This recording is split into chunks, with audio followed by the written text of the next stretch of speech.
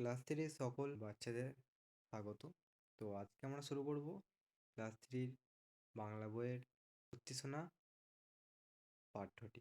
ঠিক আছে, তো চলো শুরু করি।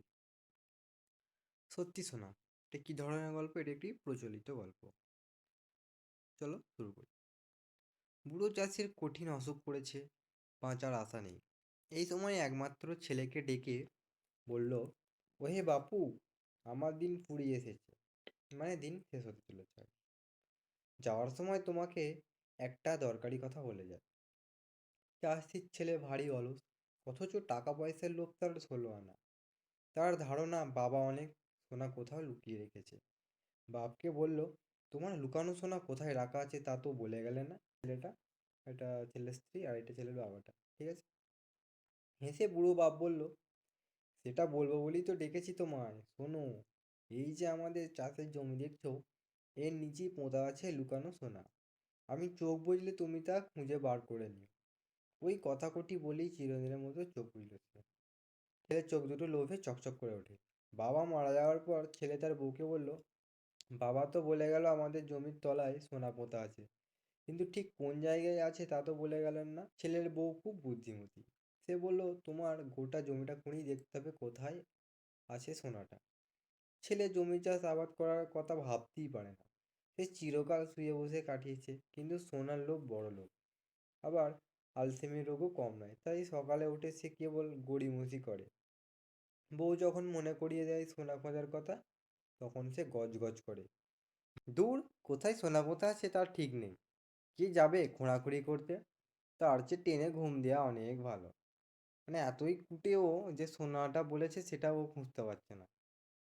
বউ বলে, তুমি মজুর লাগিয়ে জমি খোঁড়াও না, সোনা যদি পাও তবে আমাদের কপাল ফিরে যাবে।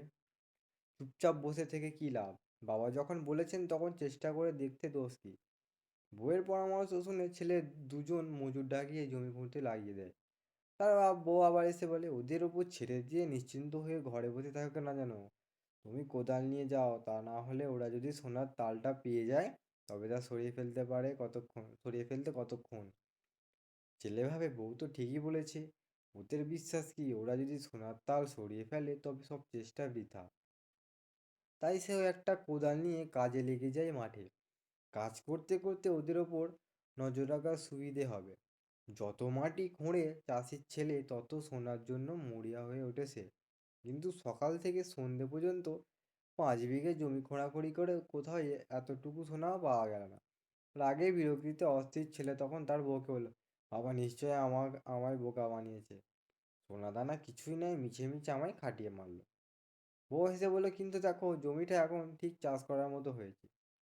ছেলে তার বউয়ের মুখের দিকে তাকালো। ও বলল, আর কদিন পরেই বর্ষা নামবে। এই তো বীজ বোনার সময়, তাহলে বীজ বোনার কখন সময়? বর্ষা নামার সময়। বাবা প্রতি বছর এই সময় জমিতে ধান চাষ করতেন। কি সুন্দর ফসল হতো। শুনে ছেলে ভাবলো, জমিটা যখন খুঁড়েই ফেলা হয়েছে তখন ওটা এমনি ফেলে না রেখে চাষ করে ফেলাই ভালো। তার বউ হাট থেকে সবচেয়ে সেরা ধানের বীজ কিনে আনলো। স্বামী সকাল থেকে সন্ধ্যে পর্যন্ত খেতে কাজ করে, বউ তার খাওয়া নিয়ে যায়, তামাক সেজে নিয়ে যায়। অলস স্বামীকে এইভাবে কাজ করতে দেখে গর্বে বুক ভরে যায় তার। তারপর যথাসময়ে বর্ষা নামলো। সে বছর বৃষ্টি হলো খুব ভালো। অল্প দিনের মধ্যে ক্ষেত ভরে গেল শস্যে। মাঠ ভরা পাকা ধানের রাশি দেখে মনে হলো সত্যি কে যেন সোনা ঢেলে দিয়েছে মাঠে। বউ বলল, দেখো বাবা মিথ্যে বলেনি, সত্যি সত্যি সোনা ফলেছে মাঠে।